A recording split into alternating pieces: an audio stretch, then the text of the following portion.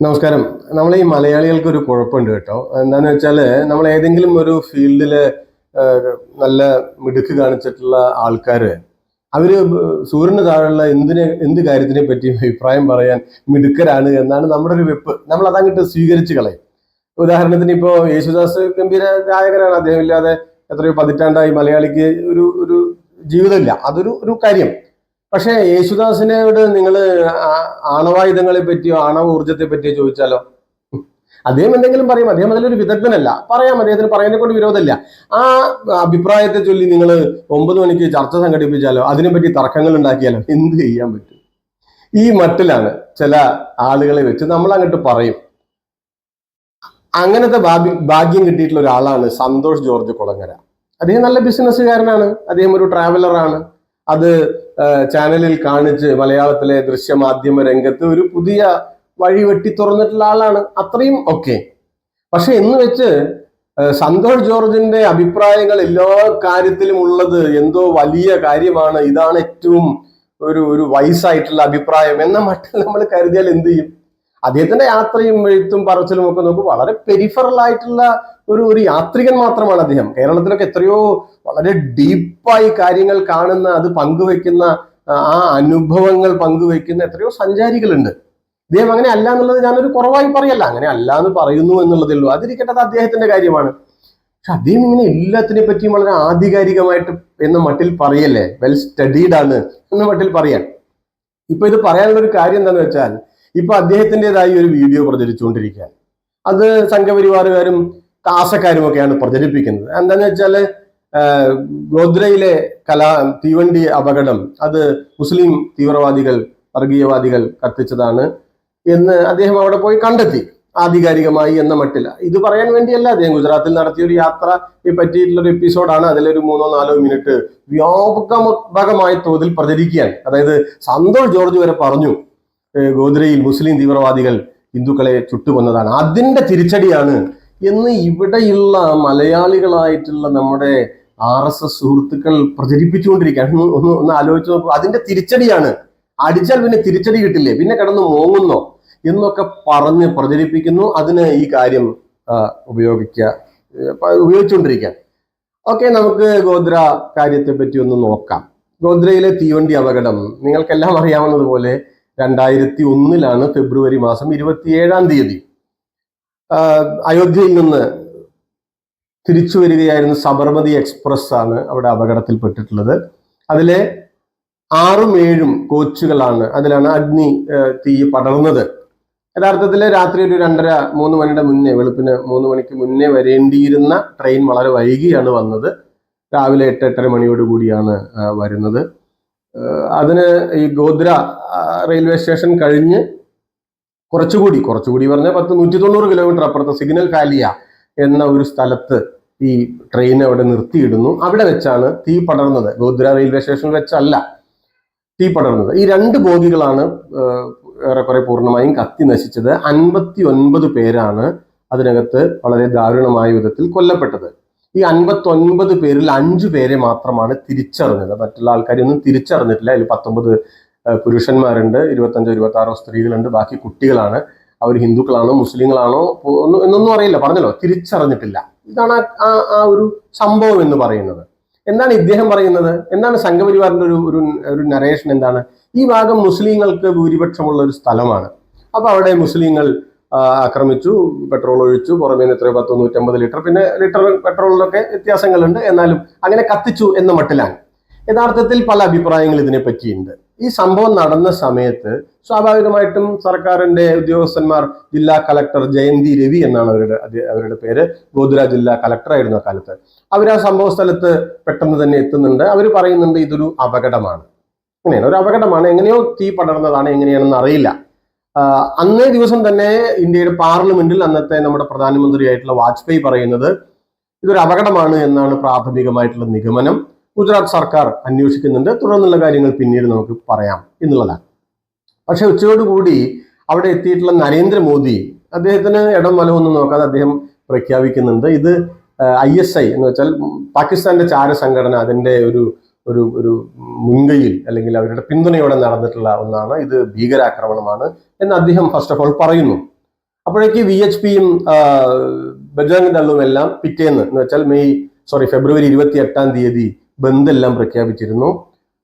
ആ സംസ്ഥാനം ഭരിക്കുന്ന മുഖ്യമന്ത്രി തന്നെ അദ്ദേഹം നേരിട്ട് പിറ്റേന്ന് ബന്ദിന് ആഹ്വാനം ചെയ്യാൻ. എന്താണ് അതിന്റെ കാരണം? മുസ്ലിം ഭീകരവാദികൾ ഇങ്ങനെ ഹിന്ദു തീർത്ഥാടകരെ, കർഷകരെ കൊലപ്പെടുത്തി. അതിന് പ്രതിഷേധിച്ച് ആരാണ് പറയുന്നത്? BJPയുടെ സംസ്ഥാന അധ്യക്ഷനൊന്നുമല്ല, മോദി തന്നെ സ്വയം പറയാൻ. ഇവർ നേരത്തെ പറഞ്ഞിട്ടുണ്ടായിരുന്നു. എന്ന് മാത്രമല്ല, അന്നേ ദിവസം തന്നെ 27 വൈകുന്നേരം അപ്പോഴേക്ക് കർഫ്യൂ ഒക്കെ ആയി, ആ പ്രദേശത്ത് നിരോധനാജ്ഞയായി. അന്നേ ദിവസം തന്നെ വൈകുന്നേരത്ത് 40ഓളം മുസ്ലിങ്ങളുടെ കടകൾ അനധികൃതമാണ് എന്ന് പറഞ്ഞ് അവിടെ ഇടിച്ചു നിരത്തുന്നു, അക്രമങ്ങൾ ആരംഭിക്കുന്നു. അപ്പൊ ഇതിനെപ്പറ്റി നേരത്തെ പറഞ്ഞ പോലെ പല അഭിപ്രായങ്ങളുണ്ട്. ഇപ്പൊ സന്തോഷ് ജോർജ് എല്ലാം പറയുന്നത് ആധികാരികമായി എനിക്ക് മനസ്സിലായി എന്ന മട്ടിലാണ്. അങ്ങനെ ആധികാരികമായിട്ട് അദ്ദേഹത്തിന് കിട്ടിയത് എവിടെ നിന്നായിരിക്കാം? ഒന്ന് സംഘപരിവാറിന്റെ നരേഷനാണ്. അതിന് സഹായകരമായ തരത്തിൽ നാനാവതി കമ്മീഷന്റെ റിപ്പോർട്ട് ഉണ്ട്. അതിൽ ഇങ്ങനെ തന്നെയാണ് പറയുന്നത്. നാനാവതി കമ്മീഷനെ മോദി ഗവൺമെന്റ് നിയോഗിച്ചതാണ്. ആ കമ്മീഷൻ റിപ്പോർട്ട് ഉണ്ടാക്കുന്നു. അവർ പറയുന്നു 1000ഓളം ആളുകൾ അവിടെ സംഘടിക്കുന്നു, പെട്രോൾ ഒഴിക്കുന്നു, തീ കത്തിക്കുന്നു, അങ്ങനെ പറയാൻ. ഈ ഒരു കമ്മീഷൻ ഈ റിപ്പോർട്ട് എവിടെ നിന്നാണ് അവർക്ക് കിട്ടിയത്? അവര് ഈ 1000 ആളുകളെ സാക്ഷികളെ വിസ്തരിച്ചോ? ഇതൊന്നും നമുക്ക് കൃത്യമായിട്ട് പറയാനാവില്ല. അവർക്ക് അതിന്റെ പ്രധാനപ്പെട്ട സോഴ്സ് എന്ന് പറയുന്നത് ഈ സംഭവം അന്വേഷിച്ചിട്ടുള്ള രാകേഷ് അസ്താന എന്നൊരു IPS ഓഫീസറുണ്ട്. അദ്ദേഹം ബീഹാർ സ്വദേശിയാണ്. ഇന്നത്തെ ജാർഖണ്ഡിലാണ് അദ്ദേഹത്തിന്റെ ജനനം. ഡൽഹി കാഡറിലുള്ള ഒരു IPS ഓഫീസറാണ്. അദ്ദേഹം സംഘപരിവാറിന് വളരെ പ്രിയപ്പെട്ട ഒരാളാണ്. എന്താണ് ആ പ്രിയത്തിന്റെ ഒരു കാരണം എന്ന് വെച്ചാൽ, അദ്ദേഹമാണ് ലാലു പ്രസാദ് യാദവിനെ, ബീഹാറിലെ മുഖ്യമന്ത്രിയായിരുന്ന ലാലു പ്രസാദിനെ കാലിത്തീറ്റ കുംഭകോണ കേസിൽ പെടുത്തിയത്. ലാലു പ്രസാദ് അറിയാലോ, മറ്റേ അദ്വാനിയുടെ രഥയാത്രയെ ബീഹാറിൽ തടഞ്ഞത് മുതൽ സംഘപരിവാറിന്റെ പ്രഖ്യാപിതമായിട്ടുള്ള ഒരു ശത്രുവാണ്. അതിനെ തുടർന്ന് അദ്ദേഹത്തെ കേസിൽ പെടുത്തുന്നു. അത് ഒരു കാര്യം. അപ്പോ ഈ ഒരു കാരണം കൊണ്ട് ഈ രാകേഷ് അസ്താന മോദിയുടെ സംഘപരിവാറിന്റെ വളരെ പ്രിയപ്പെട്ട ഒരാളാണ്. അദ്ദേഹത്തെയാണ് ഈ കേസ് അന്വേഷിക്കാൻ വേണ്ടി പ്രത്യേകമായി മോദി സർക്കാർ നിയോഗിക്കുന്നത്. അദ്ദേഹമാണ് യഥാർത്ഥത്തിൽ അതുവരെ അവിടെ കളക്ടർ ഉൾപ്പെടെയുള്ള ആൾക്കാര് അല്ലെങ്കിൽ പ്രാഥമികമായി സംസ്ഥാന സർക്കാരിന്റെ ഈ സംവിധാനങ്ങൾ ആകെ കണ്ടെത്തിയിട്ടുള്ള അല്ലെങ്കിൽ സംശയിച്ചിട്ടുള്ള കാര്യങ്ങളെ ആകെ അട്ടിമറിച്ചുകൊണ്ട് ഏകപക്ഷീയമായി ഇത് മുസ്ലിം തീവ്രവാദികൾ സംഘടിപ്പിച്ചിട്ടുള്ള ഒരു ആസൂത്രിതമായ ഒരു തീവെപ്പാണ് എന്ന മട്ടിൽ പറയുന്നത്. അതിനെ ആ ഒരു റിപ്പോർട്ടിനെ അധികരിച്ചുകൊണ്ടാണ് നാനാവതി കമ്മീഷൻ ഈ ഒരു നിഗമനത്തിലെത്തുന്നത്. ഇതാണ് ഇവരുടെ ആധികാരികമായ സോഴ്സ്. അതേസമയം നോക്കൂ, അവിടെ RB ശ്രീകുമാർ ഉണ്ട്. അദ്ദേഹം ഗുജറാത്തിലെ DGP ആണ്. DGP ആയാലും കൊള്ളാം, ദേവേന്ദ്രൻ ആയാലും കൊള്ളാം, സംഘപരിവാറിനും മോദിക്കുമെതിരെ പറഞ്ഞാൽ രാജ്യദ്രോഹികളാണ്. അതിനനുകൂലമായി പറഞ്ഞാലോ നിങ്ങൾ ആരായാലും കുഴപ്പമില്ല, അവര് രാജ്യസ്നേഹികളാണ്. ഇതാണ് കാലങ്ങളായിട്ടുള്ള ഒരു RSS ലൈൻ. എങ്ങനെയാണ്? എന്താണ് RB ശ്രീകുമാർ പറഞ്ഞത്? അദ്ദേഹം പറഞ്ഞത് ഈ ട്രെയിൻ ഉത്തർപ്രദേശിൽ നിന്നാണ് വരുന്നത്.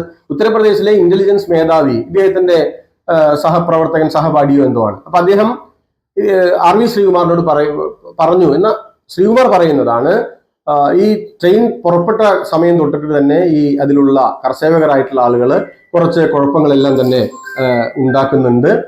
അപ്പോൾ ആളുകളുമായിട്ട് തട്ടിക്കയറുക, അങ്ങനത്തെ പ്രശ്നങ്ങളൊക്കെ ഉണ്ടാക്കുന്നുണ്ട്. അപ്പൊ അതെല്ലാം നോക്കാനും അതിലൊരു ശ്രദ്ധ എന്നുള്ള നിലയ്ക്ക് 4 പോലീസുകാരെ UP സർക്കാർ ഈ ട്രെയിനിൽ നിയോഗിച്ചിട്ടുണ്ട്. പക്ഷേ സക്സേനയോ അഥവാ നാനാവതി കമ്മീഷനോ ഈ പോലീസുകാരുടെ മൊഴി രേഖപ്പെടുത്തിയിട്ടില്ല. നമുക്ക് വളരെ കൃത്യമായി 6ഉം 7ഉം കോച്ചുകളിലാണ്. ഈ 6ഉം 7ഉം കോച്ചുകളിൽ കർഷകർ മാത്രമേ ഉള്ളൂ എന്ന് ആരാണ് തീരുമാനിച്ചത്? ഈ പുറമെയുള്ള 1000ഓളം വരുന്ന ജനക്കൂട്ടത്തിന് അത് കൃത്യമായി അറിയാമായിരുന്നോ? 1000ഓളം ജനക്കൂട്ടം ഒരു ട്രെയിൻ ആക്രമിക്കുമ്പോൾ എങ്ങനെയായിരിക്കും ആ ആക്രമണം? വളരെ കൃത്യമായി 2 ബോഗികൾ വേറെ അപ്പുറത്തുമില്ല ഇപ്പുറത്തുമില്ല, അങ്ങനെ ഒരു ആക്രമണം 4, 5, 10 ആളുകൾ വേണമെങ്കിൽ അങ്ങനെ നടത്തും. 1000ഓളം വരുന്ന അല്ലെങ്കിൽ അതിലധികം വരുന്ന ഒരു മോബ്, ഒരു ആൾക്കൂട്ടം അങ്ങനെ ഒരു ആക്രമണം സംഘടിപ്പിക്കും അപ്പുറത്തൊന്നും പോകാതെ. എങ്ങനെയാണ് വളരെ കൃത്യമായി ഇതിലാണ് കർഷകർ എന്ന് അവർ തീരുമാനിച്ചത്? എങ്ങനെയാണ്? ഇതൊക്കെയാണ് സംശയത്തിന് ഇട നൽകുന്ന കാര്യങ്ങൾ. മറ്റൊരു കാര്യം എന്താന്ന് വെച്ചാല്, ഈ അവിടെ അന്വേഷണം നടത്തിയിട്ടുള്ള പല ഏജൻസികൾ, അതുപോലെ തന്നെ സ്വതന്ത്ര നിരീക്ഷകരായിട്ടുള്ള മാധ്യമങ്ങൾ, അങ്ങനെ പലരും പറഞ്ഞിട്ടുള്ള ഒരു കാര്യമുണ്ട്. ഈ റെയിൽവേ ലൈന് ട്രാക്ക് പോകുന്നത് താഴെ നിന്നും ഒരു 10-15 അടി ഉയരത്തിലാണ്. അപ്പൊ അങ്ങനെ ആ സ്ഥലത്ത് വേണമെങ്കിൽ എന്ത് ചെയ്യാം, കല്ലെല്ലാം വലിച്ചെറിയാം. പക്ഷെ അത്രയും ഉയരത്തിലേക്ക് ഈ കാനിൽ കൊണ്ടുവന്ന പെട്രോൾ ഒഴിക്കുക സാധ്യമല്ല. അതുകൊണ്ട് പെട്രോൾ അകത്തു നിന്ന് ഒഴിക്കാൻ പറ്റുള്ളൂ, ബോഗിയുടെ അകത്തു നിന്ന് മാത്രമേ സാധിക്കുള്ളൂ. പുറമെ നിന്ന് പെട്രോൾ വലിച്ചെറിയുക അസാധ്യമാണ് എന്ന ഭൂപ്രദേശത്തിന്റെ സ്വഭാവം കണക്കാക്കി പറയുന്ന ആളുകളുണ്ട്. എന്ന് മാത്രമല്ല, ഇപ്പോ ജസ്റ്റിസ് VR കൃഷ്ണയ്യരെ നമുക്കറിയാമല്ലോ, അദ്ദേഹത്തിന്റെ ഒരു പ്രാധാന്യം ഇന്ത്യയുടെ സാമൂഹിക ജീവിതത്തിൽ പറയേണ്ട കാര്യമില്ല. അദ്ദേഹത്തിന്റെ നേതൃത്വത്തിലുള്ള ഒരു 8-അംഗ സംഘം സിറ്റിസൺ ട്രിബ്യൂണൽ എന്ന പേരിൽ അവർ അവിടെ സന്ദർശനം നടത്തി, ആളുകളെ കണ്ടു. അവർ വളരെ വിശദമായിട്ടുള്ള ഒരു റിപ്പോർട്ട് പ്രസിദ്ധീകരിച്ചിട്ടുണ്ട്. മലയാളിയായിട്ടുള്ള ജോസി ജോസഫ് എന്ന ഒരു പത്രപ്രവർത്തകനുണ്ട്. അദ്ദേഹത്തിന്റെ ദ സൈലന്റ് കൂപ്പ് എന്ന് പറഞ്ഞിട്ടൊരു ഒരു പുസ്തകമുണ്ട്, history of India's deep state എന്ന ഒരു പുസ്തകം. അത് മലയാളത്തിൽ നിശബ്ദ അട്ടിമറി എന്ന പേരിൽ വന്നിട്ടുണ്ട്. ഞാൻ പ്രിയപ്പെട്ട സംഘപരിവാർ സുഹൃത്തുക്കളോട്, നിങ്ങൾ ഈ ബുദ്ധിയൊന്നും പണയം വെക്കാതെ, മുൻവിധികളില്ലാതെ ഇതൊക്കെ കൂടി ഒന്ന് വായിച്ചു നോക്കണം കേട്ടോ. ഈ വാട്സപ്പിൽ വരുന്നത് മാത്രം ശ്രദ്ധിച്ചിട്ട് കാര്യമില്ല. വളരെ കൃത്യമായി അദ്ദേഹം ഇതുപോലെയുള്ള നിരവധി സ്വതന്ത്ര ഏജൻസികളുടെ എല്ലാം നിരീക്ഷണങ്ങൾ അതിൽ എടുത്തു പറഞ്ഞിട്ടുണ്ട്. അതിൽ ഈ സിറ്റിസൺ ട്രിബ്യൂണൽ പറഞ്ഞല്ലോ, VR കൃഷ്ണയ്യരാണ്. കൃഷ്ണയ്യരെ പറ്റി ഇപ്പോ സംഘപരിവാറുകാർ എന്ത് പറയും എന്നറിയില്ല. റോമിലോ ഥാപ്പറയൊക്കെ പറയുന്നത് പോലെ തെറി പറയുമോ എന്നറിയില്ല. ഏതായാലും മോദി പറഞ്ഞിട്ടുള്ള എന്താണ്, അദ്ദേഹം പൊതു മനസ്സാക്ഷിയുടെ ഒരു പ്രതീകമാണ് എന്നാണ് പറഞ്ഞിട്ടുള്ളത്. എല്ലാവർക്കും പ്രചോദനം നൽകുന്ന ഒരു വ്യക്തിത്വമാണ് എന്നാണ് മോദി പറഞ്ഞിട്ടുള്ളത്. ആ കൃഷ്ണയ്യരുടെ നേതൃത്വത്തിലുള്ള ഈ ട്രിബ്യൂണൽ അവരുടെ റിപ്പോർട്ടിൽ പറയുന്നുണ്ട്, മോദി ഗവൺമെന്റിനെ കുറ്റപ്പെടുത്തുന്നുണ്ട്. ഇത് മുസ്ലിം ആക്രമണകാരികൾ നടത്തിയതാണ് എന്ന്. ഈ ഗോദ്ര കലാപം എന്നാണ് സന്തോഷ് ജോർജ് പറയുന്നത്. പൊന്നു സാറേ, ഗോദ്ര കലാപമൊന്നുമില്ല, അതൊരു ആക്സിഡന്റ് ആണ്, അല്ലെങ്കിൽ ഒരു ദുരന്തമാണ്. അത് എങ്ങനെ ഉണ്ടായി എന്നതിനെ പറ്റിയാണ് തർക്കം. അത് അപകടം സംഭവിച്ചതാണ് എന്ന് ഇവർ നിരീക്ഷിക്കുന്നു. UC ബാനർജി കമ്മീഷൻ ഉണ്ട്. അതെന്താണ്? അത് ലാലു പ്രസാദ് യാദവ്, അദ്ദേഹം ഒന്ന് രാജ്യത്തിന്റെ റെയിൽവേ മന്ത്രിയാണ്. അദ്ദേഹം അഥവാ റെയിൽവേ മന്ത്രാലയം നിയോഗിച്ചിട്ടുള്ള ഒരു കമ്മീഷനാണ് UC ബാനർജിയുടെ നേതൃത്വത്തിലുള്ള കമ്മീഷൻ. ആ കമ്മീഷന്റെ റിപ്പോർട്ട് ഉണ്ട്. ഫോറൻസിക് ലാബിലെ പരിശോധനയും എല്ലാം കഴിഞ്ഞിട്ട് അതെല്ലാം ഉൾപ്പെടുത്തിക്കൊണ്ടുള്ള റിപ്പോർട്ടാണ്. പക്ഷെ അത് ഗുജറാത്ത് ഹൈക്കോടതി അത് സ്വീകരിച്ചില്ല. കമ്മീഷൻ തന്നെ നിയമവിരുദ്ധമാണ് എന്നവർ പറഞ്ഞു. അതുകൊണ്ട് പിന്നെ അതിന്റെ കണ്ടെത്തലുകളൊന്നും സംഘപരിവാറുകാർക്ക് പ്രശ്നമല്ലല്ലോ.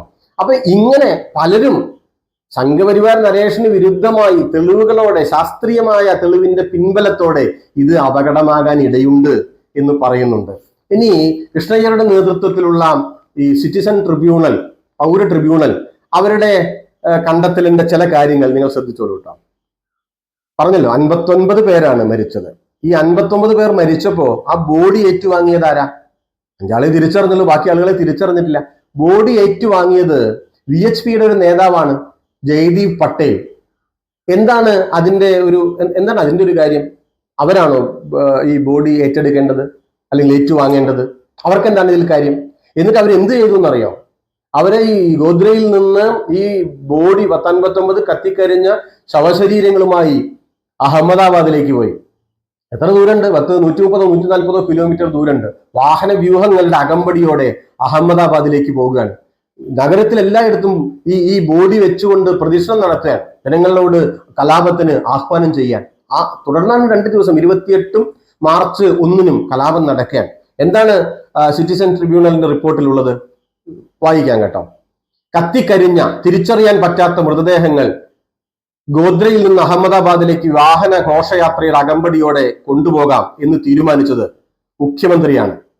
ഈ വാഹന വ്യൂഹം അഹമ്മദാബാദിലേക്ക് നീങ്ങുമ്പോൾ അദ്ദേഹത്തിന്റെ പാർട്ടിയിലെ മുതിർന്ന നേതാക്കളും പാർട്ടിയുടെ അനുബന്ധ സംഘടനകളും പ്രതികാരം ചെയ്യാൻ ജനക്കൂട്ടത്തോട് ആഹ്വാനം ചെയ്യുകയായിരുന്നു. ഈ പ്രവൃത്തികളെ കണ്ടില്ലെന്ന് നടിക്കുകയും ഗോദ്ര സംഭവം കുടിലമായ ഒരു ഗൂഢാലോചന ആണെന്നും യാതൊരു അടിസ്ഥാനവുമില്ലാത്ത ഒരു ആരോപണം സർക്കാർ സംവിധാനങ്ങൾ ഉപയോഗിച്ച് പ്രചരിപ്പിക്കുകയും ചെയ്ത മുഖ്യമന്ത്രിയുടെ നടപടി അപലപനീയമാണ്. ഗോദ്രയ്ക്ക് ശേഷം ഗുജറാത്തിൽ ഉടനീളം പടർന്നു പിടിച്ച അക്രമ സംഭവങ്ങൾക്ക് മുഖ്യമന്ത്രിയാണ് പ്രാഥമികമായും ഉത്തരവാദി. ജസ്റ്റിസ് VR കൃഷ്ണയ്യരുടെ നേതൃത്വത്തിലുള്ള ട്രിബ്യൂണലിന്റെ കണ്ടെത്തലാണ്. അതുപോലെ തന്നെ മോദി നിരന്തരമായി കള്ളങ്ങൾ പറഞ്ഞുകൊണ്ടിരുന്നു ആ കാലത്തെല്ലാം. അദ്ദേഹം പറഞ്ഞു സർക്കാർ ഇടപെട്ടു, കരസേനയെ വിന്യസിച്ചു. എന്നാൽ 2 ദിവസം കരസേനയ്ക്ക് ഗോദ്രയിലോ അല്ലെങ്കിൽ കലാപം നടക്കുന്ന സമയത്തോ എന്തെങ്കിലും ചെയ്യാൻ സാധിച്ചില്ല എന്ന് ആരാണ് പറഞ്ഞത്?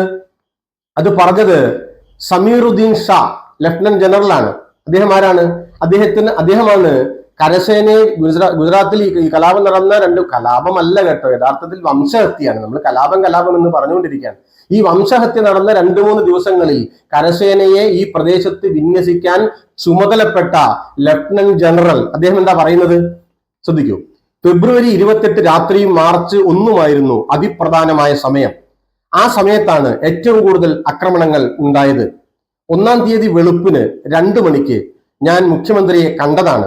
മാർച്ച് 1 മുഴുവൻ സമയവും കരസേനാ വ്യൂഹത്തിന് എയർഫീൽഡിൽ തന്നെ കഴിച്ചുകൂട്ടേണ്ടി വന്നു. 2-ാം തീയതി മാത്രമാണ് ഞങ്ങൾക്ക് സഞ്ചരിക്കാനുള്ള അനുമതിയും വാഹനവും കിട്ടിയത്. അപ്പോഴേക്കും കലാപം പൂർണ്ണതോതിൽ നടന്നു കഴിഞ്ഞിരുന്നു. ധാരാ പറഞ്ഞത് ലഫ്റ്റനന്റ് ജനറൽ കരസേനയുടെ. അദ്ദേഹം പറയാൻ അപ്പൊ മോദി കള്ളം പറയുകയാണ്.